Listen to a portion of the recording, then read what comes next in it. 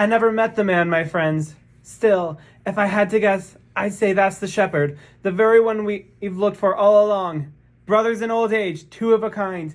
He and our guests here, at any rate, the ones who bring him are my own men. I recognize them. But you know more than I, you should. You've seen the man before. I know him, definitely. One of Laius's men, a trusty shepherd if there ever was one. You, I ask first, stranger. You from Corinth. Is this the one you mean? You're looking at him. He's your man. You, old man, come over here. Look at me. Answer all my questions. Did you ever serve King Laius? So I did. A slave, not brought on the block though, born and reared in the palace. Your duties, your kind of work? Herding the flocks, the better part of my life. Where mostly? Where did you do your grazing? Well, Catheron mostly, or the foothills around about. This man, you know him? Ever seen him there? Doing what? What do you mean? This one here. Ever have dealings with him? Not so I could say, but give me a chance. My memory's bad. No wonder he doesn't know me, master. But let me refresh his memory for him. I'm sure he recalls old times we had on the slopes of Mount Citharon. He and I grazing our flocks, he with two and I with one. We both struck up together 3 whole seasons, 6 months at a stretch, from spring to the rising of Arcturus in the fall. Then, with winter coming on, I drive my herds to my own pens, and back he'd go with his to Laius's folds. Now, that's how it was, wasn't it? Yes or no? Yes, I suppose. It's all so long ago. Come, tell me. You gave me a child back then, a boy, remember? A little fellow to rear, my very own. What? Why rake up that again? Look, here he is, my fine old friend, the man who was just a baby then. Damn you. Shut your mouth. Quiet. Don't lash out at him, old man. You need lashing more than he does. Why, Majesty, what have I done wrong? You won't answer his questions about the boy. He's talking nonsense, wasting his breath. So you won't talk willingly. Then you'll talk with pain. No, dear God, don't torture an old man. Twist his arms back, quickly. God help us. Why? What more do you need to know? Did you give him that child? He's asking. I did. I wish to God I died that day. You've got your wish if you don't tell the truth. The more I tell, the worse the death I'll die. Our friend here wants to stretch things out, does he? No, I gave it to him. I just said so. Where did you get it? Your house? Someone else's? It wasn't mine. No, I got it from someone. Which one of them? Whose house? No, God's sake, Master, no more questions. You're a dead man if I have to ask again. Then, the child came from the house of Laius.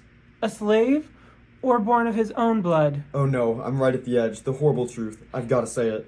And I'm at the edge of hearing horrors. Yes, but I must hear. All right, his son. They said it was his son. But the one inside, your wife, she'd tell it best. My wife? She gave it to you? Yes, my king. Why? What for? To kill it. Her own child? How could she? She was afraid. Frightening prophecies. What? Gave him to this old man. Why? I pitied the little baby, Master. Hoped he'd take him off to his own country, far away, but he saved him for this fate. If you are the man he says you are, believe me, you were born for pain. Oh God, all come true, all burst to light. Oh light, now let me look last on you. I stand revealed at last. Curse in my birth, curse in marriage, curse in the lies I cut down with these hands. Oh, the generations of men, the dying generations. Adding the total of all your lives, I find they came to nothing. Does there exist? Is there a man on earth who seizes more joy than just a dream, a vision? And the vision no sooner dawns than dies, blazing into oblivion. You are my great example. You, your life, your destiny, Oedipus, man of misery, I count no man blessed. You outraged all men, bending your bow to the breaking point. You captured priceless glory. Oh, dear God, and the Sphinx came crashing down. The Virgin, claws hooked like a bird of omen singing, shrieking death like a fortress reared in the face of death. You rose and saved our land. From that day on, we called you king. We crowned you with honors, Oedipus, towering over almighty king of the 7 gates of Thebes. But now you hear your story. Is there a man more agonized, more wed to pain and frenzy? Not a man on earth. The joy of your life ground down to nothing. O Oedipus, name for the ages, one and the same wide harbor served you, son and father both. Son and father came to rest in the same bridal chamber. How could the furrows your father plowed bear you, your agony, harrowing on in silence oh so long? But now for all your power, time, all seizing time has dragged you to the light, judged your marriage monstrous from the start, the son and the father tangling both one. O child of Laius, would to God I'd never seen you, never, never. Now I weep like a man who wails the dead, and the dirge comes pouring forth with all my heart. I tell you the truth, you gave me life, my breath leapt up in you, and now you bring down night upon my eyes. Men of Thebes, always first in honor, what horrors you will hear, what you will see, what a heavy weight of sorrow you will shoulder.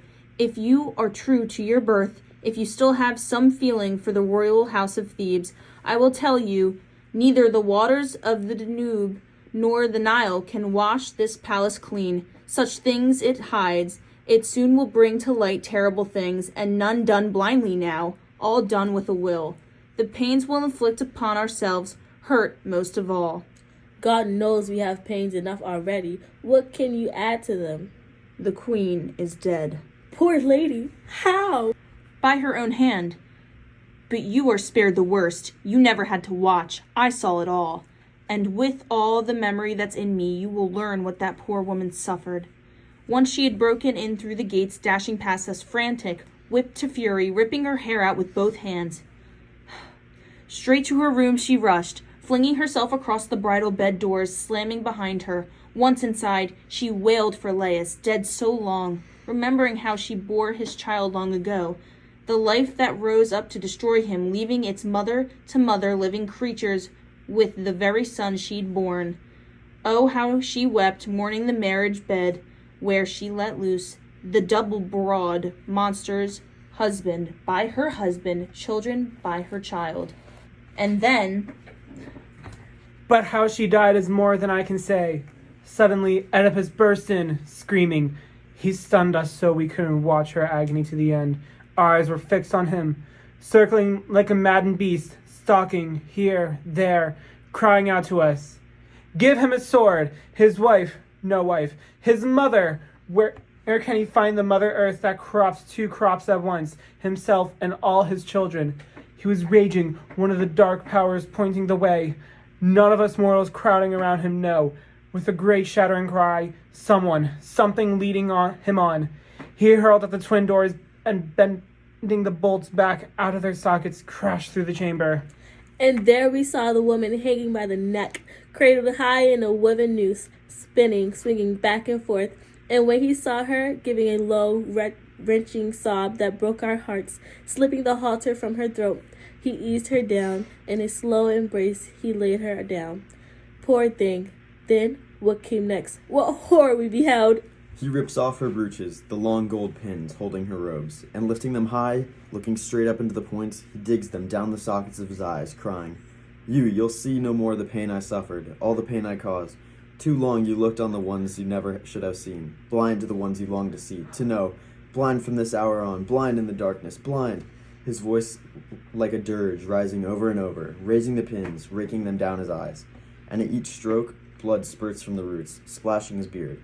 A swirl of it, nerves and clots, a black hill of blood pulsing and gushing down. These are the griefs that burst upon them both, coupling man and woman. The joy they had so lately, the fortune of their old ancestral house, was deep joy indeed. Now, in this one day, wailing, madness, doom, death, disgrace, all the griefs in the world that you can name, all are theirs forever. Oh, poor man, the misery! Has he any rest from the pain now?